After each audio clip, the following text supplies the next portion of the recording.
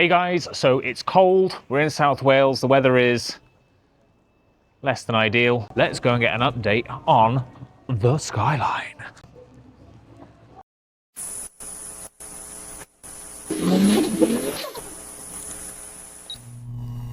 Mike, what's going on? Where are we up to? So block's all stripped down, being cleaned up, new freeze plugs and stuff in. Mad. Heads come back from machine shop, start building it back up, getting the auxiliaries on. Painted very well as well, I must say. Thank you. Your own work? Yes. What parts are we waiting for now then? Just waiting for timing belt, water pump, all the kind of usual consumable type bits and pieces. Stuff that we want to put new on, new turbo. New spoolie boy. Yeah, new turbo, yeah.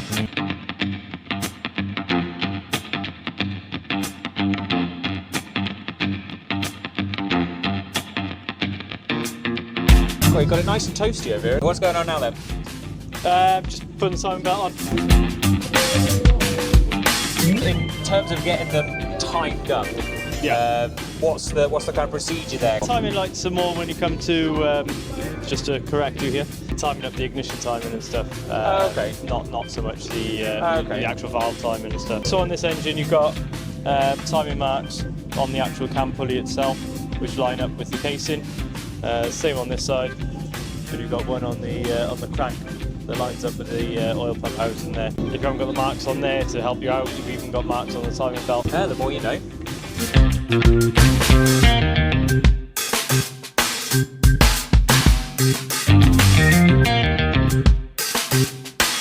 I almost thought the gentle persuasion hammer was coming out. No. These things are sent to try us. Ready. So you're now double checking it by rotating the whole engine yourself? Yeah, one full rotation. Yeah, two full rotations to the engine, and then which is one obviously cycle of all cylinders firing, which then sets you back to where the timer mark should be. And as long as everything lines up once you've done that, so that's your rotation, kind of proof that it's done there.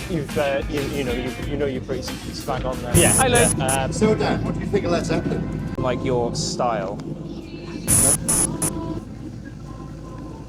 What on earth are these? New engine mounts.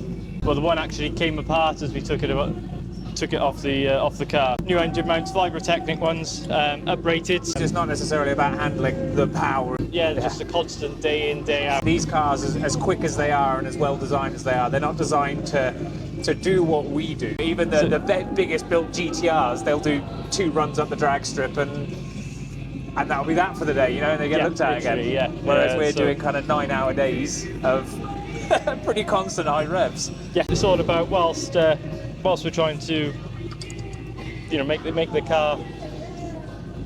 What am I trying to say? I'm trying to say that. What are you trying to say? I don't know. Quick, fast, lovely, amazing. So so as much as we're trying to make the car fresh and freshen it up and make it run again, we're trying to make it more reliable and future-proof.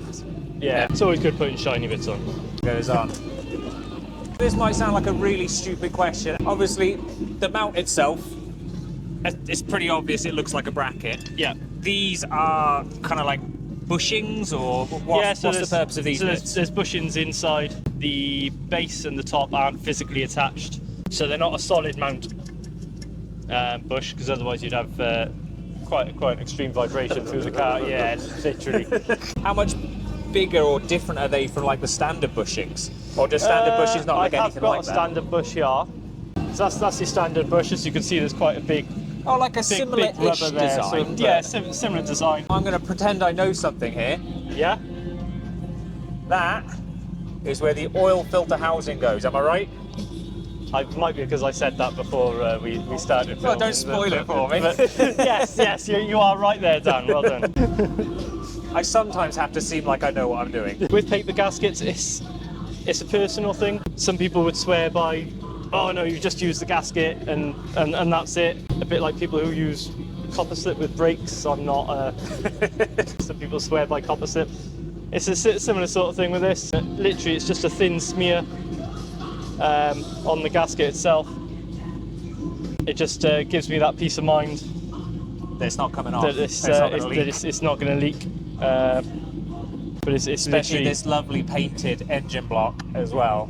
The last thing you want is big oil smears, all right? Well, no, exactly. Some people might turn around and go, "Oh, I can't believe he's doing that. That's not the way to do it." But it's a personal thing. I've always done it. So, Ches, it's looking a bit different from last time I was here. What's been going on with the Skyline block? just been carrying on putting it back together. Timing covers are on, alternators on, pulleys are on the front.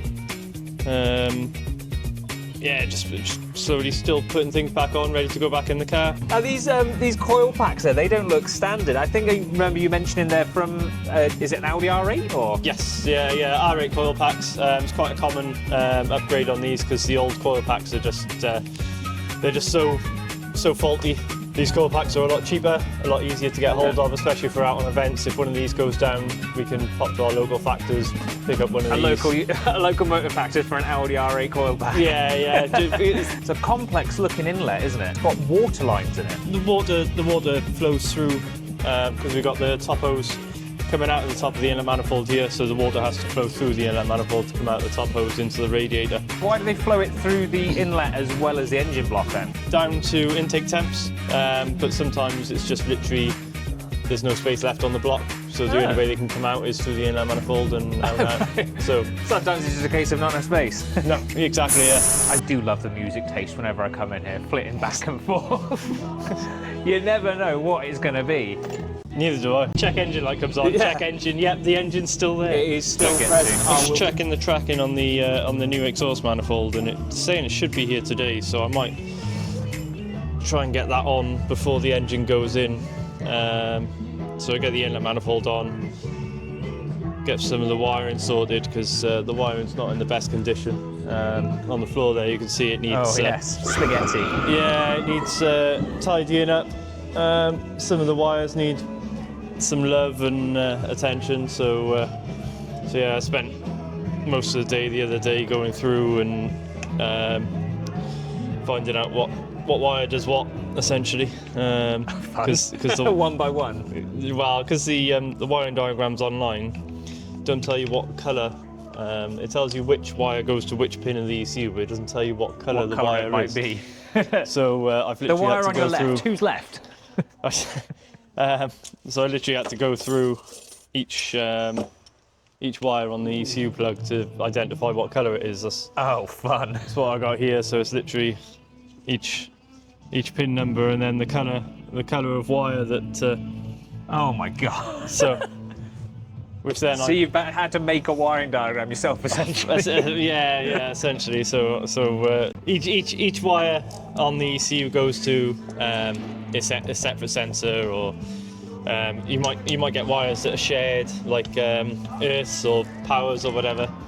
But other than that, majority of wires go to each individual sensor or injector or coil or whatever as needs to be.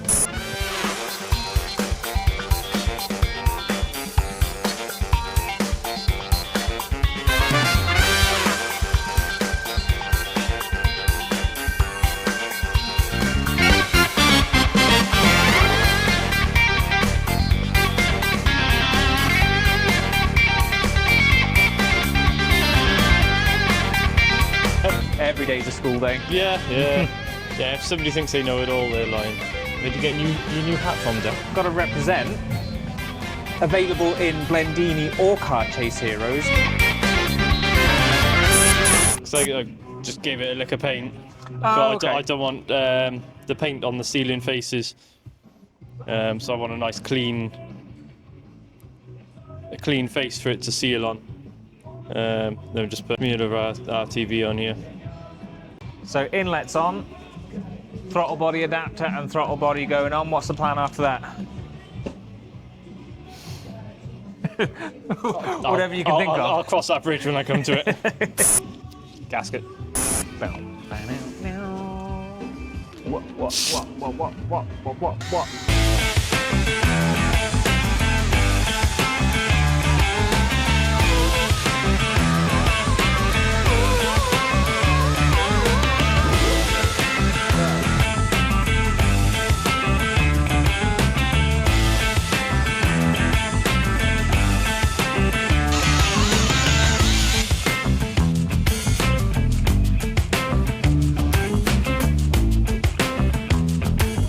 have we got a throttle body adapter on there anyway?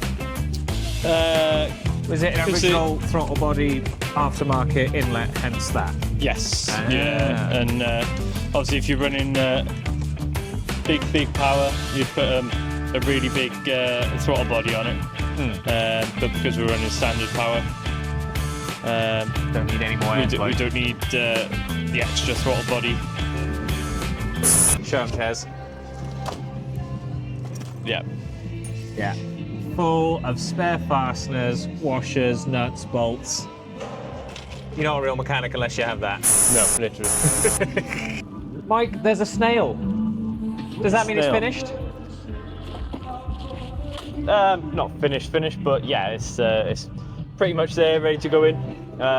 So a couple of more little small things to do on it before it goes in, but it's going to be going in to measure up for the get the gearbox on, measure up so we can get the gearbox mount made and get the prop measured up to get that made as well. Oh yeah, because that's going to all be customers, and yeah. you can't order it until it's physically in there. Exactly. As well. Yeah. So we need to get it in there, get it all mocked up and made.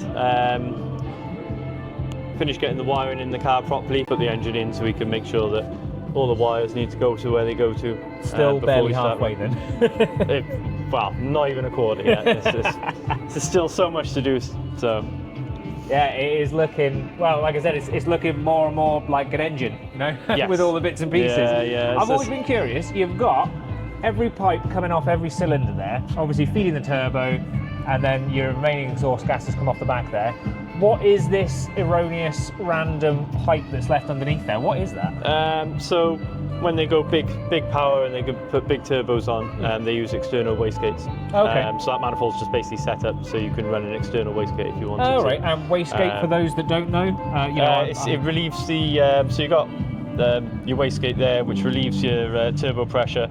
Okay. So once you reach a certain boost, the wastegate opens and stops the turbo from spooling up anymore, stop you over boosting your engine. Okay, so it just throws the exhaust gases straight out rather than sending it through the turbine. Yeah. Sometimes you can put to a screamer pipe, pretty much what the R32's got.